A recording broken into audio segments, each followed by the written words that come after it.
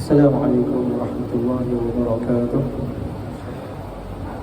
Bismillahirrahmanirrahim. Alhamdulillahirabbil alamin. Wassalatu wassalamu ala asyrafil anbiya'i wal mursalin sayyidina Muhammad ibni Abdillah rasulil amin wa ala alihi wa sahbihi ajma'in. Subhanaka la ilma lana illa ma 'allamtana innaka antal alimul hakim. Rabbi shrah li sadri wa yassir li amri wahlul 'uqdatam min lisani yafqahu qawli. Rabbi yassir wa la tu'assir, Rabbi tammim bi khair. Wa ba'd. Saya muliakan pengurusi masjid, pengurusi surau Ar-Rahman, ahli jawatan kuasa, tuan-tuan yang hadir, ayah-ayah, abang, adik kakak, adik-adik belakang. Syukur Alhamdulillah kerana kita masih lagi diberikan kesempatan oleh Allah Subhanahu Wa Taala untuk kita menyambung pengajian kita dalam kitab Asy-Syama'il Al-Muhammadiyah pada menyatakan kesempurnaan Nabi sallallahu alaihi wasallam, dan kita berhenti pada bab uban Nabi sallallahu alaihi wasallam pada minggu yang lalu.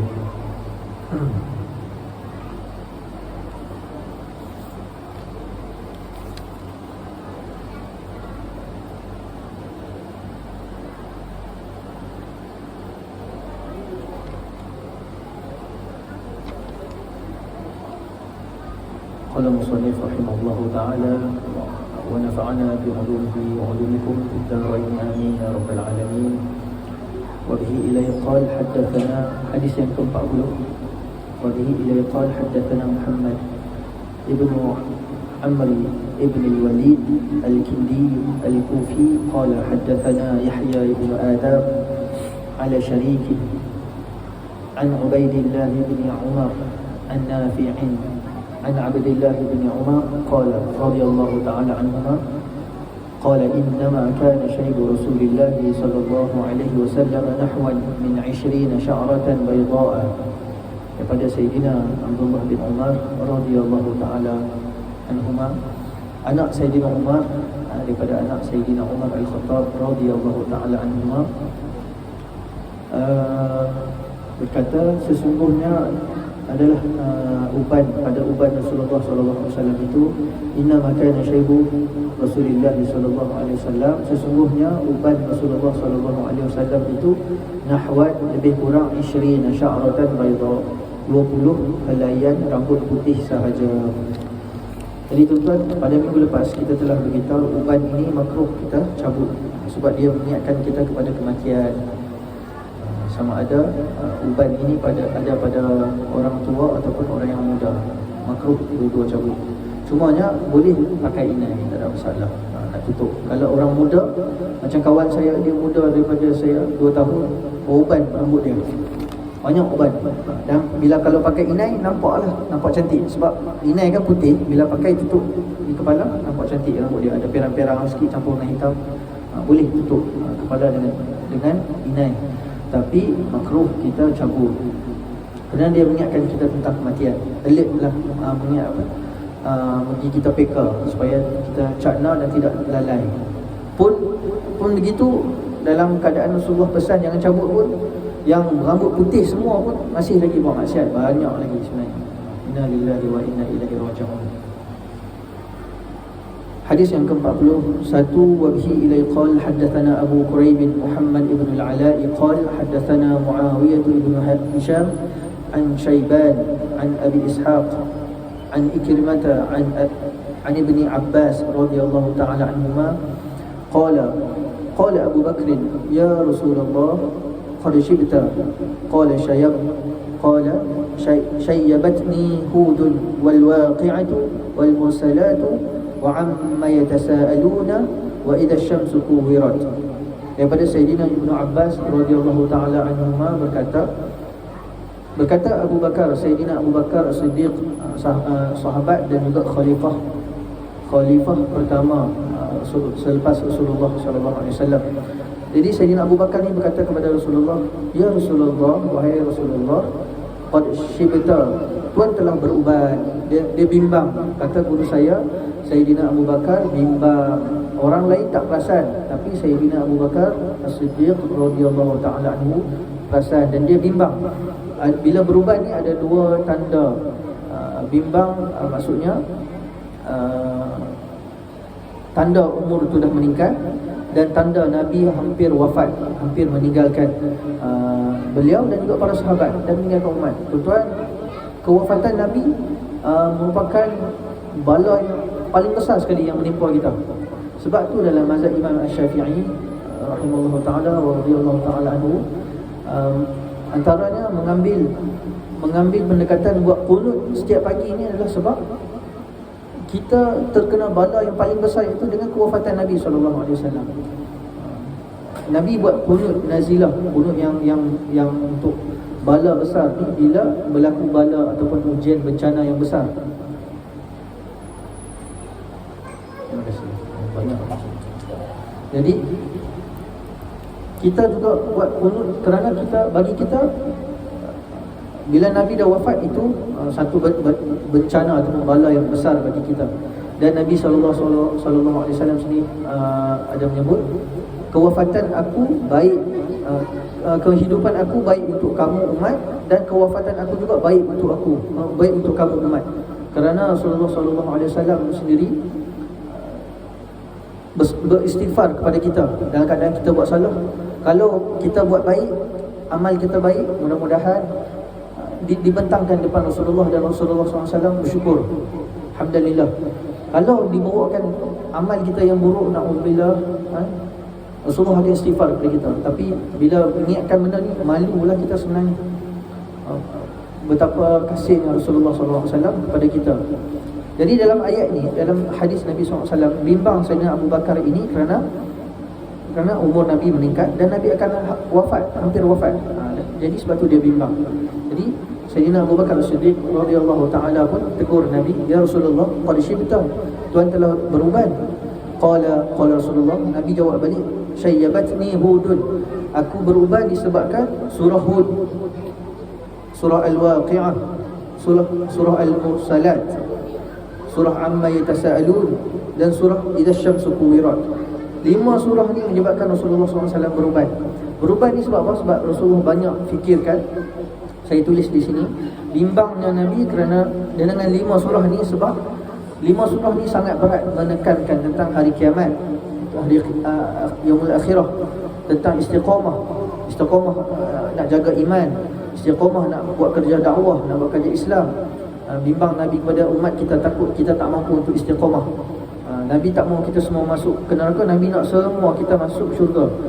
Nabi SAW bersabda, yang mafhumnya, semua umat aku akan masuk ke dalam syurga kecuali yang enggan. Kecuali yang enggan, betul. Maksudnya Rasulullah jamin dah kita ni boleh masuk syurga. Kita akan masuk syurga, insya-Allah, amin. Kita nak masuk syurga tanpa hisap. Kita masuk syurga tanpa hisap. Tapi Nabi kata semua umat itu akan masuk syurga kecuali yang enggan. Yang enggan ni siapa? Yang enggan ni ulama tafsirkan, kata yang kafir, yang memang tak mau dengar ajaran Islam, dan memang kafir, memang menolak, tutup hati mereka untuk menerima Islam. Itu yang enggan. Kalau kita dah sampaikan dan mereka masih enggan, itulah mereka yang enggan, yang tidak akan masuk syurga. Na'udzubillah min zalik. Mudah-mudahan kita masuk syurga tanpa hisab. Amin ya rabbal alamin. Jadi Rasulullah SAW beruban sebab memikirkan masalah yang ditekankan oleh Allah Ta'ala dalam 5 surah ni tadi yang saya sebutkan tadi. Surah Hud, surah Al-Waqi'ah, surah Mursalat, surah Amma Yatasaalun, dan surah Idza Syamsu Kuwirat. Begitu. Dan disebutkan juga dalam surah, kata ulama, didahulukan surah Hud. Disebutkan surah Hud dahulu kerana istiqamah ni untuk semua. Dalam ada orang kata kenapa tak dimasukkan sekali surah Asy-Syura. Surah Asy-Syura pun ada juga arahan daripada Allah Ta'ala untuk istiqamah. Tapi ulama jawab balik, arahan istiqamah dalam surah Asy-Syura itu adalah untuk khusus untuk Nabi sahaja. Tapi untuk kita dalam surah Hud, untuk semua, dalam semua Nabi dan juga umat, surah Hud. Sebab tu Nabi bimbang. Kalau pada diri Nabi tak ada masalah. Tapi Nabi bimbang pada kita nak istiqamah macam mana? Susah nak istiqamah. kata ulama, kalau boleh istiqamah itu lebih baik daripada ada 1000 karamat. 1000 karamat, 10 karamat pun dah hebat dah. Tapi istiqamah lebih hebat lagi daripada 1000 karamat. Tuan-tuan boleh datang ke masjid, ke surau ni daripada muda sampai tua, itu adalah karamah sebenarnya. Dan karamah dia bukan lain, tidak bukan daripada taufik dan hidayah Allah Ta'ala juga. Allah pilih kita, tuan-tuan. Allah pilih. Kalau Allah tak pilih, mungkin kita di Maidin. Kalau di Batu Tujuh tu di Maidin lah. Kalau mungkin di bandar, mungkin di tempat lain. Tapi kita tak kata saudara kita kampung di luar sana yang tidak ada di masjid di surau, Allah tak pilih, bukan. Mungkin mereka ada urusan lain, mungkin ada kerja lain. Itu cara kita berhusnuzon, bersangka baik dengan umat Nabi SAW. Jadi berubahnya Nabi SAW kerana memikirkan 5 surah yang tadi.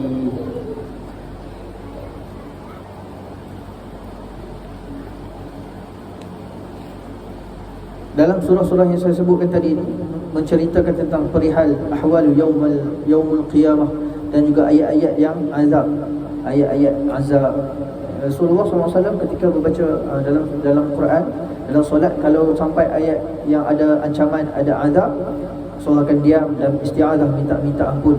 Bila sampai ayat-ayat yang menceritakan tentang nikmat, Rasulullah akan diam juga dan juga minta rahmat Allah Ta'ala. Begitu. Jadi kalau kita baca Quran, ada terjemahan di situ, boleh untuk kita, orang kata, baca sendiri-sendiri kita. Maksudnya untuk kita ambil, orang kata nak mendalami. Kalau sekadar baca saja tak faham. Tapi mukjizat Al-Quran ini, walaupun tak baca, tapi lekat di hati, kena di hati, jadi tenang. Ayat apa pun tenang. Dibacakan kepada seorang lelaki Jepun, seorang syekh daripada negara Arab. Dia bacakan, satu dia baca ayat Quran, kemudian yang kedua dia sebut dalam bahasa Arab tapi cerita pasal diri dia, karangan dia. Jadi dia tanya lelaki Jepun ni, mana yang kamu rasa macam terkesan di hati kamu? Lelaki Jepun ni jawab yang pertama tadi, rasa macam lain, dia lain. Jadi ini ayat Quran mukjizat. Kita faham ke tak faham ke, baca dapat pahala dah. Kemudian hati kita tenang.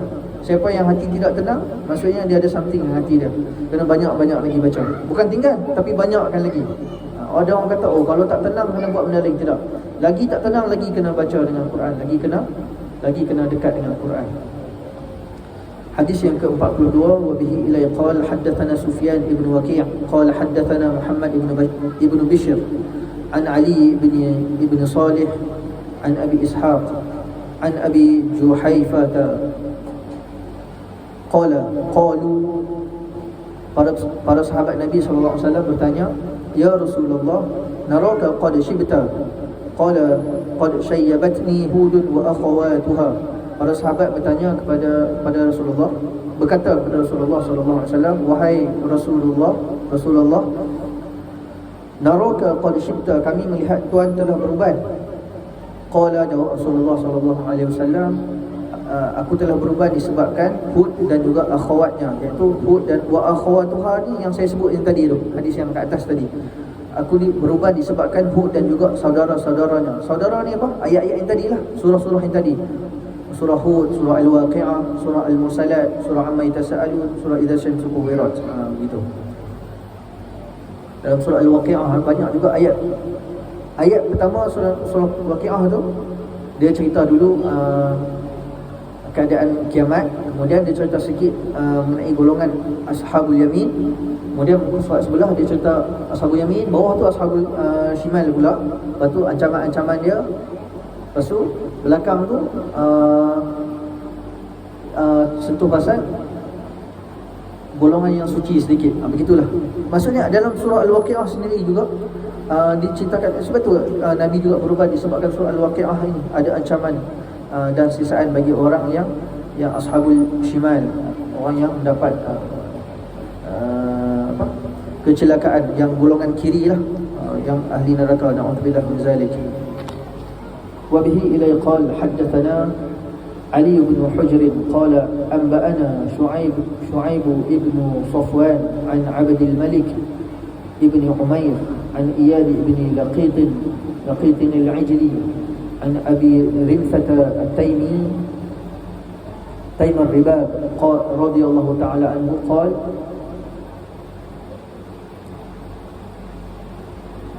Sayyidina Abi Rifah ini sahabat Nabi SAW, Ataitu Nabi sallallahu alaihi wasallam wa ma'iya ibn li.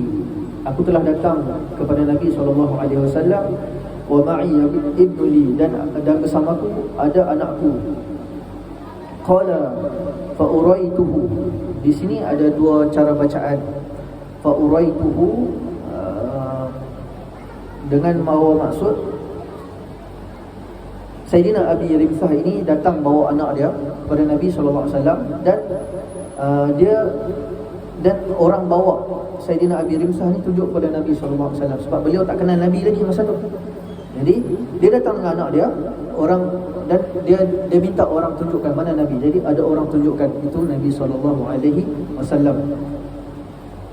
Jadi bacaan yang kedua fa'urituhu dengan maksud fa'uraituhu, saya minta maaf, fa'uraituhu maksudnya saya tunjukkan anak saya kepada Nabi SAW. Aku tunjukkan anak aku kepada Nabi SAW. Aku tunjuk ke anak aku, bukan, minta maaf, aku tunjuk kepada anak aku ini, itu Nabi SAW. Kalau kita baca fa'uraituhu. Kalau kita baca fa'urituhu, maka orang yang tunjuk kepada Sayyidina Rimsah itu Nabi SAW. Itu gitu. Jadi faqultu lamma ra'aituhu, maka aku berkata ketika mana aku melihatnya, fara'aituhu, aku melihat, aku kata hada Nabiullah sallallahu alaihi wasallam. Jadi Sayyidina Abi Rimsah ni tak kenal lagi Nabi sallallahu alaihi wasallam. Jadi kita ambil bacaan yang kedua lah, fa'uraituhu, maksudnya beliau tidak kenal Nabi SAW. Jadi bila beliau melihat Nabi SAW, terus dia kata apa? Ada Nabiullah SAW. Ini Nabi Allah SAW. Tanda apa? Tanda, maksudnya Nabi ini tak ada muka penipu. Begitu. Maksudnya sahabat yang belum lagi Islam dah boleh tahu dah. Ini bukan muka penipu ni, begini. Ini muka Nabi Allah SAW. Dan wa alaihi, dan beliau riwayatkan juga wa alaihi, pada diri Nabi SAW itu thawbani akhdaran. Nabi pakai pakaian berwarna hijau. Jadi tuan-tuan, kata guru saya, sunnah untuk kita bawa anak kita yang masih kecil ataupun yang dah besar, kenalkan anak kita ini kepada ulama ataupun orang soleh, kepada orang soleh. Sunnah juga, sebab beliau bawa anak dan beliau tunjuk kepada Nabi SAW. Kita kenalkan anak kita pada Nabi khususnya. Maksudnya dah Nabi sekarang dah tak ada. Jadi kita kenalkan anak kita dengan cara mengenali sirah Nabi, mengenai peribadi Nabi. Dan kalau sekarang ada orang soleh, kita kenalkan para alim ulama kita yang ahli sunnah wal jamaah dengan kita kenal ini kita punya manhaj, akidah kita, pegangan kita ahli sunnah wal jamaah, begini anak kita, begitu kepada anak kita.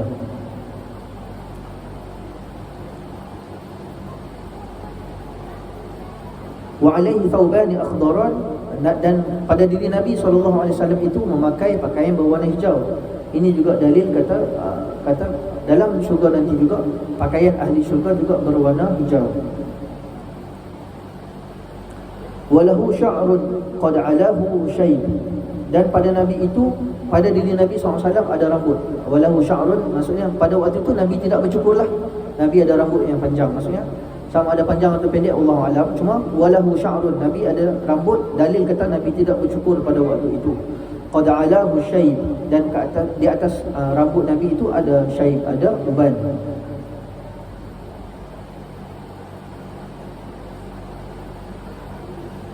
Wa syaybuhu ahmar, dan uban itu berwarna merah. Baik, di sini saya cantikkan, kata guru saya ada perbahasan mengenai dua. Pertama, uban itu berwarna merah boleh jadi sebab Nabi duduk di bawah matahari dan terkena pancaran matahari itu pada uban, menyebabkan uban kita jadi berwarna merah, begitu. Ada kan kadang-kadang kalau kita tak pakai pun inai ke apa, tapi kalau kita duduk bawah cahaya matahari, uban akan bertukar warna. Dia akan jadi warna merah perang sikit, begitu. Begitu.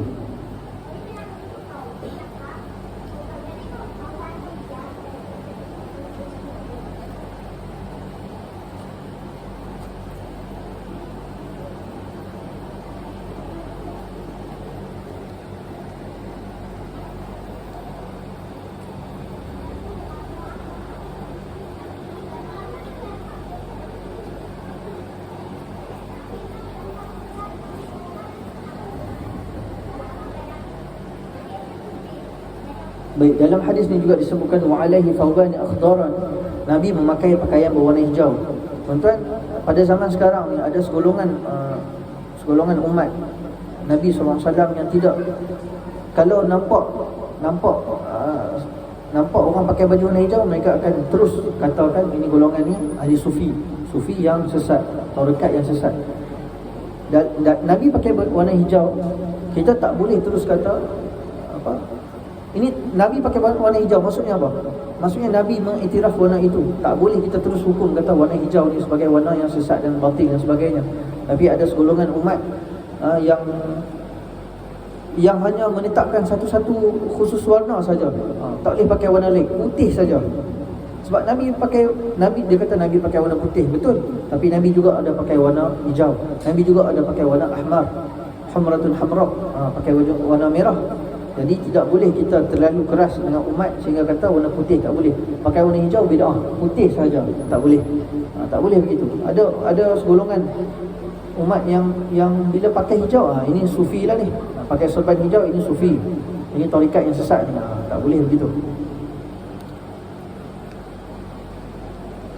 Baik, hadis yang ke-44, haddatsana wa bihi ilai qala haddatsana Ahmad ibn Mani' qala haddatsana Surayj ibn Nu'man qala haddatsana Hammad ibn Salamah an Simak ibn Harb qala qila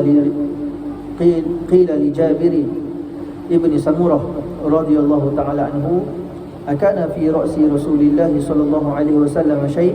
قال لم يكن في رأس رسول الله صلى الله عليه وسلم شيء إلا شعرات في مفرق ataupun مفرق رأسه إذا ادهن وراهن الدهن. Daripada Sayyidina Jabir bin Samurah radhiyallahu ta'ala anhu berkata, ada tak pada kepala Nabi SAW itu uban? Qala lam yakun fi ra'si Rasulullah sallallahu alaihi wasallam. Ditanya kepada Sayyidina Jabir, ada tak pada rambut Nabi itu uban? Jadi qala lam yakun fi ra'si Rasulullah sallallahu alaihi wasallam shaybun illa sya'aratun fi mafriq ra'sihi. Ada pada rambut Nabi uban ni? Dia jawab dengan tidak ada, tapi hanya ada pada mafriq fi mafriq ra'sihi, pada di tengah ini. Saya dah sebutkan sebelum ni di Sulghai, di Anfaqah, sama Mafriq, dan juga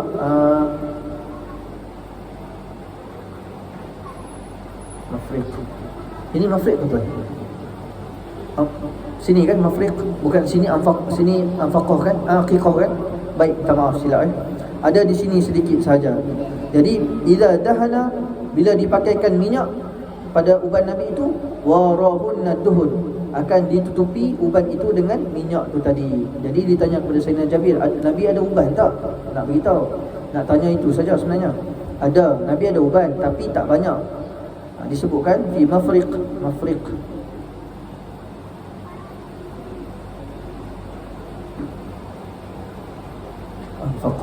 Anfaqah. Mafriq di sini. Mafriq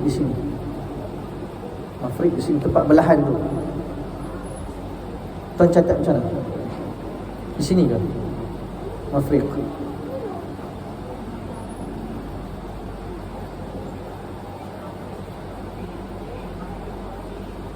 Di kepala kan? Ya. Mafriq rasi, iaitu tempat belahan rambut tu lah. Bukan di sini. Sini Anfaqah, Sudghai, Mafriq ataupun Aqiqah, di atas ni, tengah begini. Jadi tak banyak uban Nabi SAW. Bila pakai minyak, ditutupi dengan minyak. Jadi tak nampak seolah-olah macam tak ada uban Nabi SAW. Habis sebab uban SAW. Gitu. Jadi kalau orang tanya berapa banyak uban Nabi, kita boleh cakap 14 sampai sehingga 20 helai saja, tak banyak. Dan Allah kekalkan Nabi rambut hitam sampailah Nabi wafat SAW. Panjang rambut Nabi dan Allah kekal hitam, tidak beruban. Maksud saya tidak beruban tu pada semua rambut kecuali di tepi ini, di Anfaqah, di Aqiqah, di Mafriq. Begitu sahaja, tak banyak. 20 helai, paling-paling 20 helai sahaja. Kita masuk pada bab Bab yang ke-6, bab ma jaa fi khidabi Rasulillah sallallahu alaihi wasallam. Bab inai Nabi sallallahu alaihi wasallam, bab yang ke-6.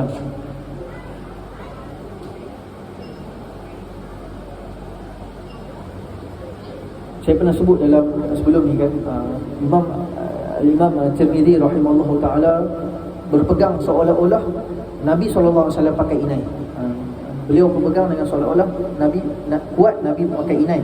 Manakala guru beliau pula iaitu Imam Bukhari mengatakan yang Nabi tidak pakai inai. Dan kata guru saya yang paling kuat adalah pandangan guru beliau iaitu Nabi tidak memakai inai. Tak pakai inai sallallahu alaihi wasallam. Tapi saya jual inai macam mana? Saya jual inai tuan-tuan, yang main. Kalau tuan nak pakai inai, nak tak janggut, kecil boleh. Boleh, kita boleh pakai inai, tapi di janggut dan di kepala sajalah. Di tangan haram, tak boleh. Perempuan boleh pakai pada semua tempat. Saya jual inai ni, kita siap. Yang dibolehkan pakai semua warna. Kalau pada rambut tak boleh. Rambut warna hitam tak boleh. Semua warna selain pada warna hitam. Di sini pun tak boleh warna hitam. Rambut dan janggut lah. Selain pada warna hitam, warna perak, warna inai lah, warna merah, boleh, tak ada masalah. Sebab warna hitam dia seolah menipu. Seolah kita umur dah tua, contohlah, tapi pakai hitam tak boleh. Kalau dalam perang ada kata boleh, tapi banyakkan perang pakai warna perak supaya nak bagi nampak garang. Begitu dia punya motif dia. Begitu. Lelaki boleh pakai warna inai lah, bukan warna hitam. Hitam tak boleh, perempuan tak ada masalah.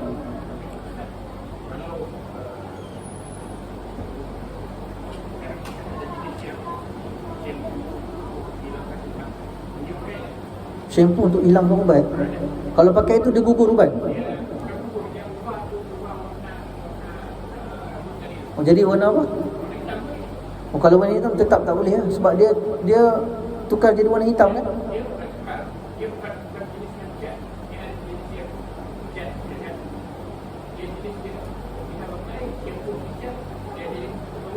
Oh.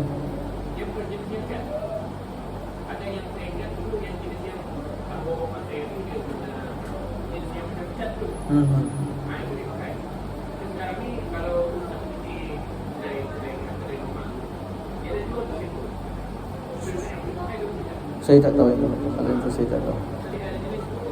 Dia telus air, maksudnya kalau ambil wuduk sah lah. Begitu. Kalau inai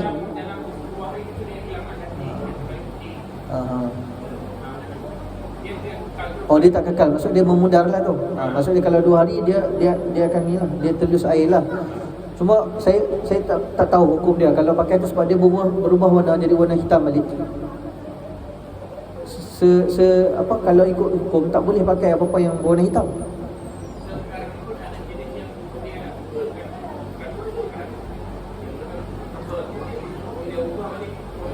Ya. Saya tak tahu yang tu.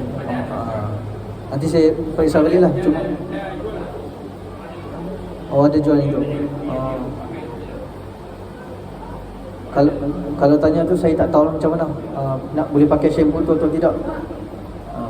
Kalau shampoo tu dia pakai tak jadi warna hitam, warna merah ke kuning balik. Saya tak tahu. Wallahu a'lam itu. Cuma balik pada yang tadi, kata Imam Bukhari kuat katakan Nabi tidak pakai inai. Kalau Nabi pakai pun, kalau Imam Tirmizi rahimahullah ta'ala katakan alasan Nabi pakai hanya untuk bagi keharusan kepada kita, untuk umat boleh pakai, begitu sahaja. Wabihi ilai qala haddathana Ahmad ibn Mani' qala haddathana Husayn qala haddathana Abdul Malik ibn Umair an Iyad ibn Laqit qala akhbarani Abu Rimfah qala. Tadi cerita Abu Rimfah tadi, dia boleh potong-potong hadis. Maksudnya dalam guru saya beritahu boleh kita potong hadis untuk memendekkan. Kita nak bagi tahu yang point saja boleh. Ini kepada talib hadis lah, penuntut ilmu hadis.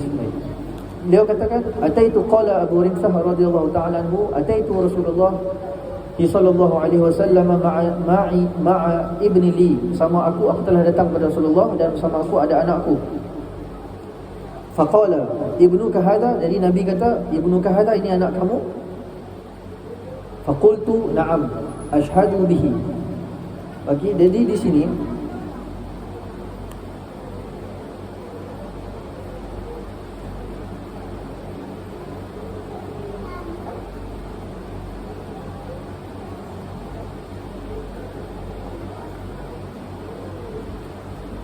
ma'a ibni li, tadi saya catat di sini maksudnya anak yang sebenar, bukan anak angkat ataupun anak susuan yang tidak, anak yang benar, anak yang betul, anak kandung. Faqala, dan Rasulullah kata, ibnuka hadha, ini anak kamu? Nabi tanya, ini anak kamu? Faqultu na'am ashhadu bihi. Jadi di sini ada dua bacaan. Asyhid pun boleh, ashhadu pun boleh. Dia minta kepada Nabi SAW untuk jadi saksi, untuk iktiraf, ini anak saya bawa datang kepada Nabi. Ini anak, Nabi tanya, ini anak kamu kah? Ya, anak saya. Tolong Rasulullah jadilah saksi ini, bahawasanya ini anak saya. Jadi ada dua, satu lagi bacaan, aku iktiraf ini anak aku, maksudnya ya, ini anak aku. Jadi yang pada bacaan yang pertama tadi, asyhadu bihi, ya Rasulullah ini anak aku, tolong jadi saksi, maksudnya qala. Jadi Nabi sebut balik, qala la yajni alaika wa la tajni alaihi. Kamu, kalau kamu tak akan menanggung, anak kamu tidak akan menanggung dosa yang kamu lakukan, dan kamu tak akan tanggung dosa yang dia lakukan. Kerana apa Nabi sebut macam ni? Kerana ada ayat Al-Quran yang ditulis, yang Allah firman, wala taziru waziratun wizra ukhra. Ini ayat ni turun kepada Walid bin Mughirah. Dia sebut apa, dia ni seorang pemuka musyrikin di Mekah. Dia yang sangat kuat lawan dengan Nabi SAW. Dia kata apa, macam mana? Dia kata, kamu semua masuk baliklah dalam agama kita yang dulu. Aku tanggung semua dosa-dosa kamu. Sebab ramai sahabat Nabi dah masuk Islam, yang mana orang Quraisy dulu semualah dah masuk Islam. Jadi Walid bin Mughirah ni, dia kata, tinggallah beriman ni kepada Muhammad, masuk balik agama lama, aku tanggung semua dosa kamu. Jadi Allah turunkan ayat Quran ini, wala taziru waziratun wizra ukhra. Kamu tidak akan menanggung, wala taziru waziratun wizra ukhra. Surah Al-An'am ayat 164. Tapi bukan untuk menafikan kita tak boleh baca Fatihah pada mayat, tidak. Kita baca Yasin pada tidak menafikan. Maksudnya ayat ni kata, saya tak tanggung agama kamu, saya tak tanggung dosa kamu, dan kamu pun tidak menanggung dosa. Tidak menafikan kita untuk sedekah, untuk hadiahkan kepada Nabi, untuk sedekah kepada ibu ayah kita yang telah meninggal. Tidak, tak menafikan. Ayat ni tidak menafikan kita baca tahlil, tidak menafikan kita untuk buat baca Fatihah, tidak. Kita boleh bagi pahala kita, amal kita kepada orang, tapi kita tak tanggung dosa dia. Contoh, ada ayat orang kata kan, kalau si ayah tak tegur, ayah menanggung dosa anak kan. Selalu kita dengar begitu. Ayah tanggung dosa anak bila ayah tak tegur anak tu. Ayah tanggung dosa isteri, suami tanggung dosa isteri bila suami tidak tegur isteri. Tapi bila suami tegur isteri, pakai tutup aurat dengan sempurna. Tak mesti jadi ustazah. Tutup aurat dengan sempurna saja. Labuhkan tudung pada dada. Kalau tak mau pakai handsock, pastikan baju tidak, kalau terangkat tak jatuh. Kalau terjatuh, kena pakailah, pakai yang dalam kan. Baik, sebab ini aurat. Baik. Kalau tak mau pakai stokin, Ustaz Azhar kata, pakailah kasut boot yang pergi kebun tu. Tapi siapa yang sanggup pakai? Jadi pakai stokin, ringan, mudah. Sebab aurat juga kaki. Jadi bila suami tegur begitu, isteri tak mau ikut, suami dah tak tanggung dah. Ya, ini yang maksud wala taziru waziratun wizra ukhra.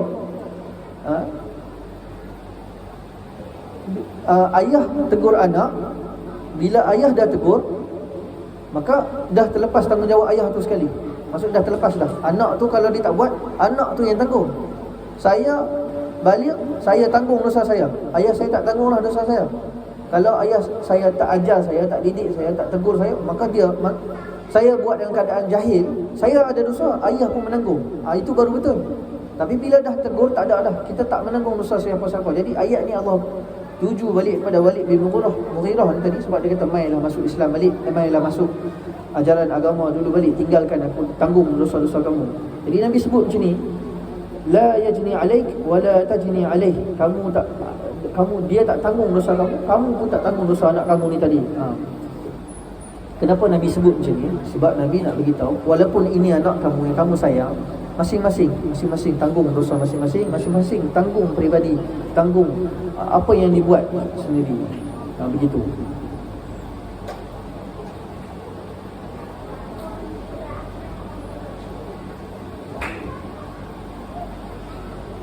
Wara'aitu, sambungan daripada hadis ini tadi, wara'aitu syaiba ahmar, dan aku melihat pada rambut Nabi itu ada ahmar, ada syaiba ahmar, uban berwarna merah.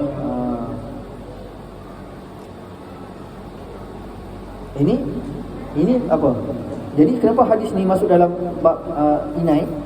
Seolah-olah macam Imam Tirmizi riwayatkan seolah-olah Nabi memakai inai, sebab nampak syaib tu warna merah, nampak uban tu warna merah, begitu.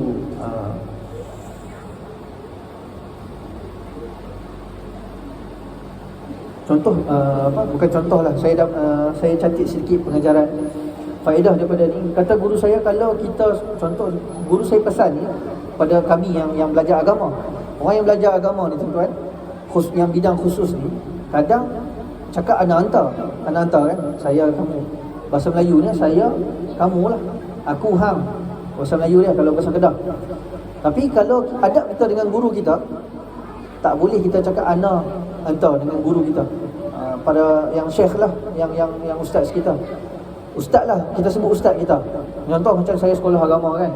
Saya dulu kat sekolah, kita tak sebut ana hantar. Bila dah besar sikit, dah mengajar kat depan ni, kita sembang dengan ustaz kita sebut ana hantar, tak boleh, kurang adab gitu.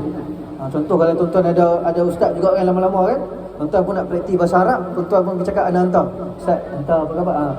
Masih walaupun ustaz tu dah tua dah, kita pun tua juga, masih dikira kurang adab. Tambahlah saya yang muda ni nak pergi cakap itu dengan ustaz saya, lagi tak ada adab, tak boleh. Guna saya ustaz, begitu. Tu adab kita. Tapi tuan-tuan dengan saya tak ada masalah. Tak ada masalah. Nak panggil ustaz kan, nak panggil Qasim pun tak ada masalah. Mafi muskilah, tak ada masalah. Bagi saya ini, kita dengan guru kita, adab kita begitu.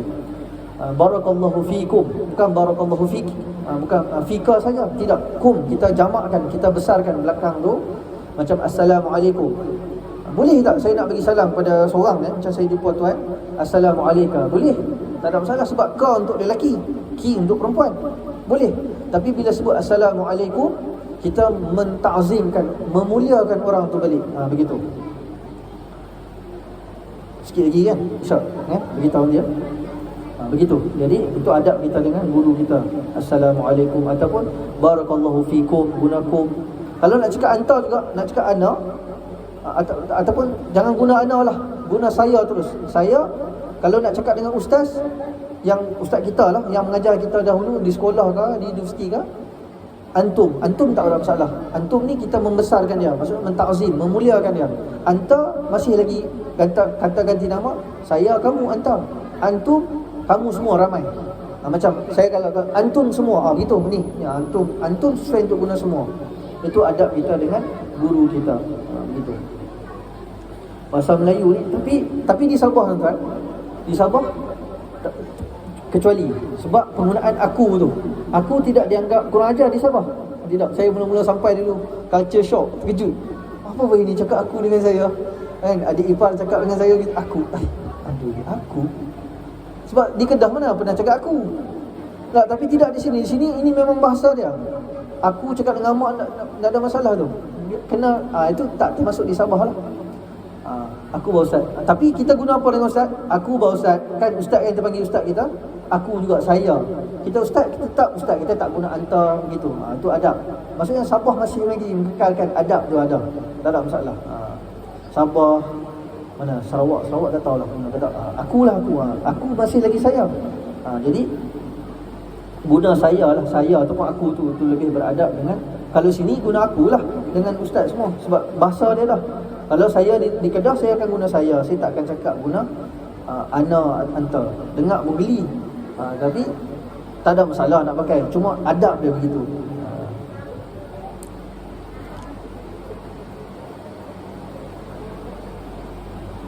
Sebelum kita berhenti ni, kita masuk hadis yang ke-46.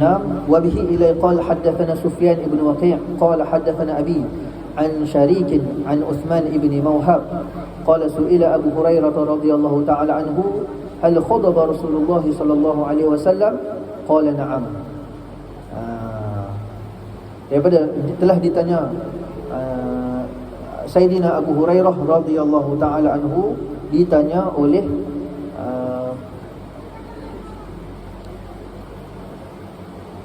seseorang, adakah Rasulullah sallallahu alaihi wasallam memakai inai? Qala na'am. Na'am maksudnya Rasulullah sallallahu alaihi wasallam memakai inai dengan maksud kata ahyanan, kadang-kadang, bukan selalu. Dalil maksudnya ini yang sebab tu saya sebut tadi, ni dalil kata keharusan untuk kita pakai inai. Nabi kalau Imam Tirmizi rahimahullahu taala ni pakai dalil ni untuk kata Nabi juga pakai inai, maksudnya ini dalil bagi umat kata harus untuk kita pakai inai, boleh lelaki khususnya pakai inai. Contohnya macam Nabi pernah solat zuhur ataupun asar, saya tak ingat, Nabi kurang 2 rakaat lagi. Kalau ikut kita akan kata Nabi lupa, tapi ikut adab kita tak kata Nabi lupa. Kerana Nabi waktu Nabi tidur pun Nabi ingat Allah. Mata Nabi pejam tapi hati Nabi zikir ingat Allah. Nabi buat tu sebab apa? Nak tunjuk kepada kita, kalau jadi macam ni, hampa esok-esok macam mana? Macam ni. Macam saya sebutkan minggu lepas, kalau tertinggal rakaat, terlupa rakaat, kita masbuk, orang sebelah kita tak masbuk, dia sedar perbuatan kita. Dia tahu kita ni masbuk, datang lambat. Dia bagi salam, kita pun bagi salam. Tu Imam Astaghfirullahalazim, dia kata, tuan bangun, tambah 1 rakaat. Kita terus bangun. Sebab kita tahu, aku tahu tadi aku masbuk, terus bangun, tambah 1 rakaat lagi lah. Kemudian sujud sahwi. Kalau panjang sangat, dah balik rumah makan kotiau semua, itu kena solat lain semula. Saya lupa kan bagi jawapan ni hari tu. Kena solat lain kalau dah panjang sangat waktu. Tapi kalau baru bagi salam, Assalamualaikum warahmatullahi, sapu muka dah, Astaghfirullahalazim, tak ada orang tegur pun, tiba-tiba teringat. Tapi dia bukan dalam jangka masa yang panjang, terus bangun, Allahu Akbar, sambung balik saja, kemudian sujud sahwi, begitu. Jadi yang Nabi terlupa ni tadi, seolah-olah Nabi terlupa. Sahabat tanya, ya Rasulullah, tuan buat qasar ke solat pendek ke? Ataupun ada wahyu baru ke? Wahyu baru tak ada, aku tidak juga, aku pendekkan solat. Tuan lupa 2 rakaat lagi, iya ke? Begitu. Jadi Nabi terus bangun. Tak panjang kalam Nabi SAW tu. Jadi dalil daripada itu juga, kita terus boleh bangun walaupun kita bercakap-cakap sikit, tapi tak boleh banyak, begitu dalam mazhab Syafi'i. Jadi dalam hadis ni juga kata ahyanan, kadang-kadang saja Nabi pakai inai. Imam Tirmizi mengambil pendekatan Nabi memakai inai. Cuma yang kuatnya Nabi tidak memakai inai, sebab sikit sangat uban Nabi untuk Nabi pakai inai. Khalas. Okey. Wa sallallahu ala sayyidina Muhammad wa ala alihi wa sahbihi wa baraka wa sallam. Tuan, saya minta ampun, minta maaf ya kalau ada kekurangan dalam penyampaian saya pada malam ini. Ini berapa bulan? 1 hari bulan. Sempat lagi ke minggu depan? Hari Rabu minggu depan berapa bulan? Kalau sempat, insya-Allah saya datang sekali lagi. Kalau tak sempat, kita jumpa tahun depan pula. Macam lama kan tahun depan. Kalau tak sempat, insya-Allah pada tahun depan lah, pada bulan 1 insya-Allah. Kemudian saya akan balik bercuti sekejap di Kedah. Mudah-mudahan ada manfaat. Kita baca hadis Nabi sallallahu alaihi wasallam, bab inai Nabi sallallahu alaihi wasallam kan, adakah Nabi memakai inai, begitu. Mudah-mudahan ada manfaat daripada bacaan kita pada malam ini. Saya minta maaf, minta ampun, dan terima kasih atas jemputan pihak surau kepada saya. Semoga kalian semua dipanjangkan umur dalam penuh taatan. Kita semua Allah beri panjang umur kita untuk kita buat taat pada Allah Ta'ala, bertambah iman kita baik, kita bertambah juga rezeki kita yang halal dan berkat. Kita juga diangkat kesusahan kita, masalah yang ada Allah angkatkan, Allah satukan hati-hati kita semua dalam keluarga dan kawan-kawan jiran semualah, insya-Allah. Wassallallahu ala sayyidina Muhammad wa ala alihi wa sahbihi wa baraka wasallam. Assalamualaikum warahmatullahi wabarakatuh.